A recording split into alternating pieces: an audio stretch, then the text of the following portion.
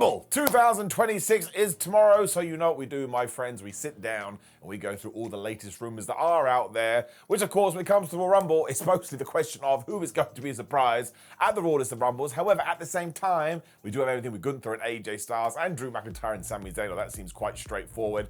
And don't buy into this idea there's not going to be any surprises because you can't sneak people into Saudi Arabia. I don't know who started that.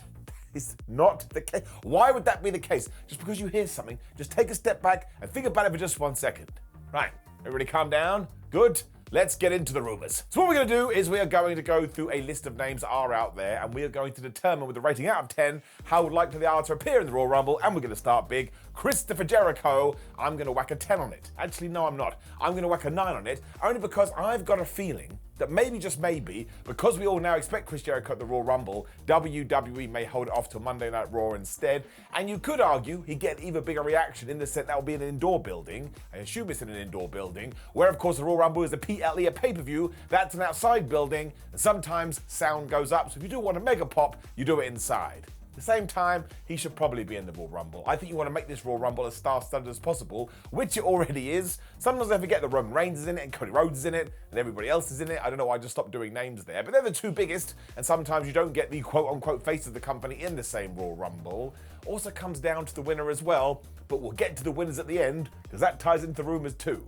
Not true, it ties into betting odds, and remember, they always change last minute. LA Knight has also been rumoured to be in the Royal Rumble, and that one I am going to give a 10 out of 10. He should be in this, he should have a phenomenal performance, and while I don't think he is going to win the thing, we should be setting up his WrestleMania match, or at least a feud, at the Elimination Chamber, and it has to be something massive. Saying that, he'll probably be in the Elimination Chamber match, but he has to be having beef with someone there, so we can go, oh my gosh, at WrestleMania, he is going to be taking on this person, because let's not forget, LA Knight, as he should do, has loads of people behind him, and I have read plenty of threads this week, people saying, if LA Knight doesn't win the Royal Rumble, I'm going to have a meltdown. Well, don't do that, because he's not going to win the Royal Rumble. Although at the same time, as I contradict myself, Jey Uso won it last year, so you just never know. I don't think it's going to happen, though. But in terms of him being in it, I am giving it a 10 out of 10. I mean, it would be crazy if he wasn't. Don't worry about all those things that you may have seen as well. There's like a big yeah sign and a big Roman Reigns thumb sign. That's to do with the fan convention they're holding. It's got nothing to do with the entrances. They wouldn't put that front and center otherwise.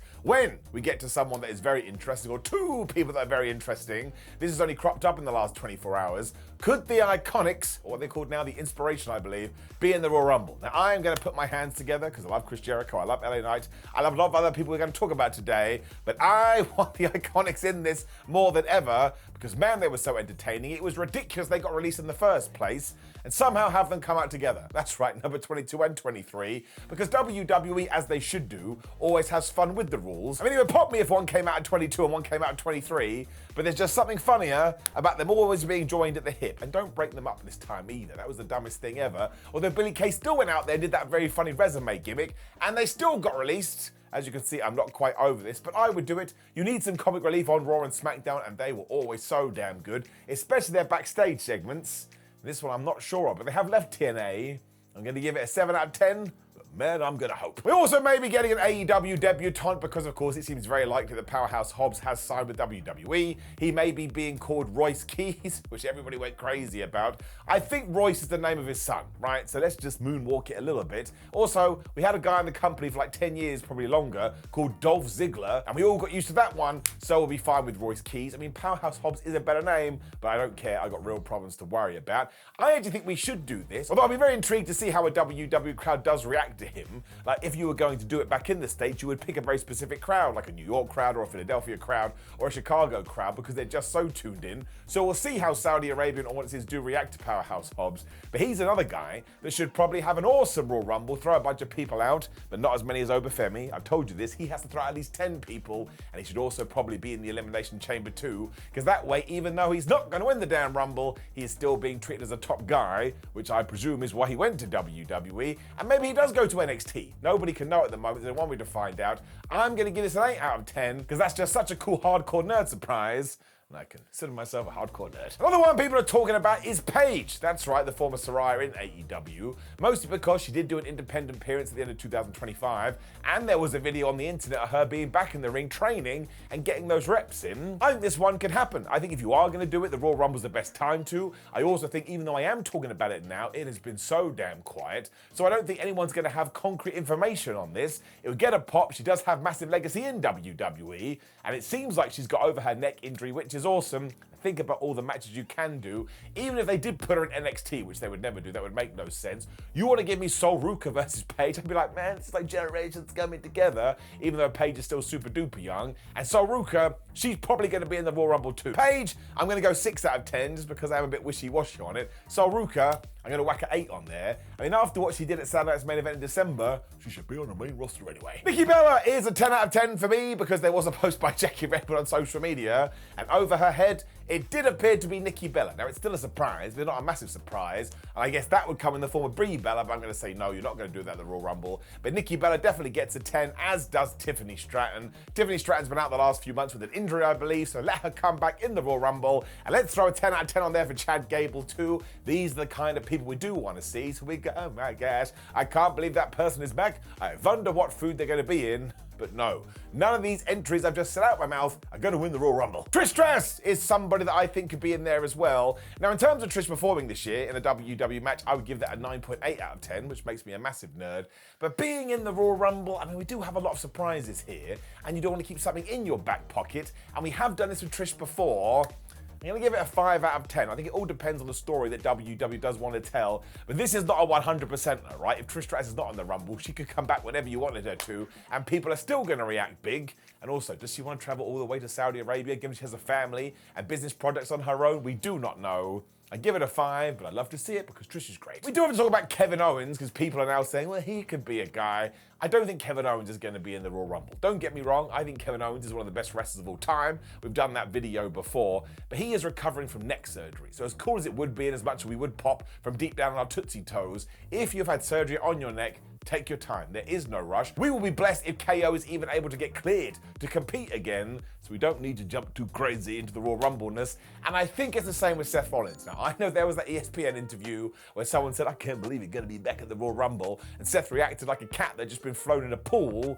I just think he needs to rest his shoulder. He doesn't need to be in the Royal Rumble. Of course, it would be an amazing moment and very akin to what John Cena did in 2008, but there are so many other opportunities to bring Seth back, whereas now he can chill out and get better. We don't need to rush everybody back into the ring. They're still human beings, man. Let them heal. As we did mention Sol Ruka as well, I think you could talk about JC Jane, I think you could talk about Zarya, and you could talk about Ethan Page. Of course, we know that Obafemi's going to be in the thing. It's a very difficult situation for one Ethan Page because he is brilliant. I genuinely think he's one of the best sports entertainers doing the rounds today, but NXT relies so damn heavily on him, you're going to need somebody there to replace him. But here's the deal. If he is going to be in the Royal Rumble, he has to be called up to the main roster because he is more than deserving of that. So I'll give him a 7 out of 10. I think WWE may hold it off a bit longer. Zarya, I give a 7 out of 10.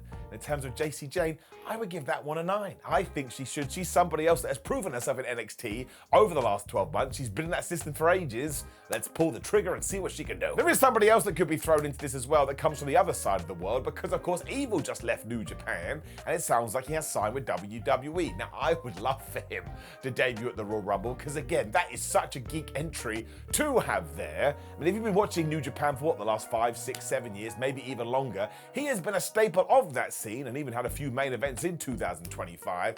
I just think it would be great. Like, of course, you want the super duper whooper stars to get in there, but you also want these names. You're like, boy, howdy, I never thought that guy would get here, especially in the Royal Rumble. So just because I want it, I'm giving it an 8 out of 10. And also, it's a great way to debut them because you have the commentators explode, and as they are walking to the ring, you do a quick bio, then everybody can understand. I would put Flippin' Evil in the Royal Rumble. Now, I'm sure there's going to be a bunch of other people that I have forgotten, but we can't go on forever. Like, is Doink the Clown going to be in the Rumble? We can but hope, and of course, I'll keep my fingers crossed for Repo Man. I say that every single year. But we do have Gunther versus AJ Styles. Now, I've convinced myself that AJ Styles is retiring, so I am going to be sad. But of course, I think it started as fantasy booking and now has evolved into a rumor, like a flipping Pokemon. Maybe AJ Styles is able to beat Gunther. We know Gunther is going to be in the Royal Rumble, and he goes on to win the thing. Now, I believe our front runners for the men are indeed Gunther for that reason alone, Bron Breakker and Roman Reigns. You'll have your own ideas, so drop me a comment below. And I am going to say it is Bron Breakker. And again, if you're watching this video, you don't want spoilers, you're crazy. He is pretty high up in the ratings right now when it comes to bets, or the odds I should say. And so is Roman Reigns, but Bron Breakker is pipping him. So if you wanted a rumor based on that, you got to go with Bron. In terms of the women's as well, it's looking like a clean sweep. I mean, Bianca Belair, that's somebody I forgot to mention. I'm going to give her a 9.5 out of 10 in terms of the return meter. But I think Liv Morgan has become the rumored choice to win. She did lose at Saturday Night's main event, or whatever the hell that tag team match was. And everybody is talking about how 2026 is her year. So you do a Jey Uso. She wins the Rumble. She goes up and up and up. Probably wins the title at WrestleMania, becomes a babyface. And then there's no looking back. Of course, there is a rumor, which I'll put in inverted commas, that Sami Zayn's going to beat Drew McIntyre.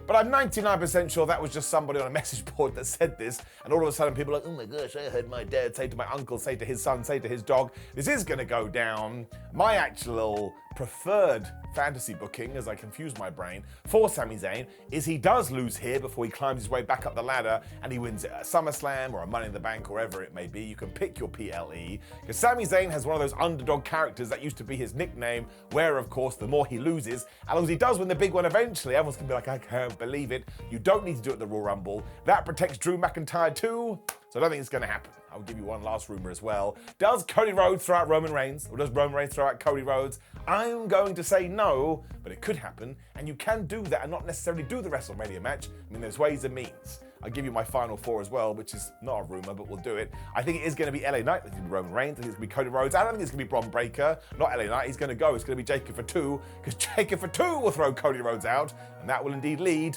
to flipping WrestleMania. And I bet the last two are Roman Reigns and Bron Breakker, spear versus spear, because WWE has wanted to do that match for ages, but now they can't put the chess pieces in place, so you do it in the Rumble, and you just get a little taste. But you've got to have Bron Breakker and Jacob for two in the final four at least. They're your new stars, man. Push them to the moon. Now listen, there is going to be even more Royal Rumble rumors breaking as I am talking to you. It's what makes these videos so damn hard. How the hell do we time them? But drop them in the comments below. Let's keep the conversation going. When you are down there, please do like the video, share the video, and subscribe. Click the video on the screen, which is more Royal Rumble content. And let's not forget, we only get one Royal Rumble a year, or two Royal Rumbles, one Royal Rumble event a year. Let's enjoy it as much as we can. It was the most watched WWE event in 2025. It's probably going to be the same in 2026. Enjoy it, my friends. I appreciate you. And I'll be back at the weekend to give it the ups and downs treatment, which sounds like some kind of a disease. It's not.